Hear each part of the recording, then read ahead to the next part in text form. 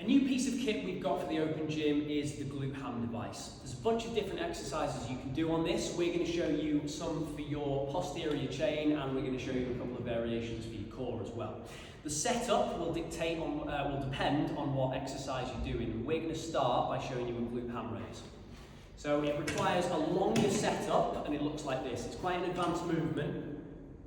Effectively, we're doing a hamstring curl, so it's a lot of hamstrings, maybe into your calves, tiny little bit of butt as well. And this is quite an advanced variation, so we can scale this back by doing an isometric hold. So what Connor's going to do is get into this bottom position and try and hold that perfectly flat. We might, let's say, do a set between 30 to 45, maybe even up to 60 seconds for a couple of sets.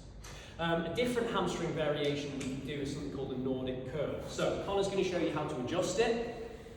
There's a little pin that we pull up, and then we kind of nudge the machine a little bit closer together. You know you've got the setup right for this if your knees are resting just past halfway on the pad over here. What Connor's going to do is he's going to slowly control the descent all the way down to the floor. He can cushion the landing with his hands if he needs to, and then he can explode back up.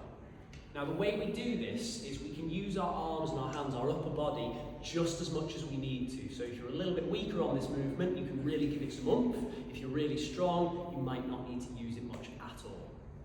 So there are a couple of hamstring versions that you can do. We're going to show you some core variations next.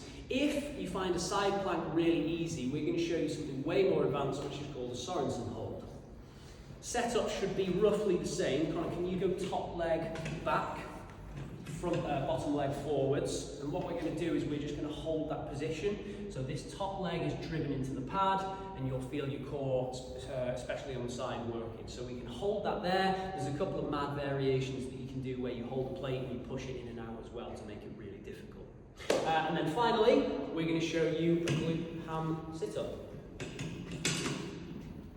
So Connor's butt is effectively sitting just on the edge of the pad, so he's not directly on top. He's a little bit back past past the middle, and then he's just doing a sit-up like so. To make that even tougher, you can hold a weight plate across your chest. So obviously this is new. Probably you haven't used this before, so please feel free to come and grab one of the coaches anytime you're in, and we can show you exactly how to adjust it, and we can show you what exercise variations you can try adding into your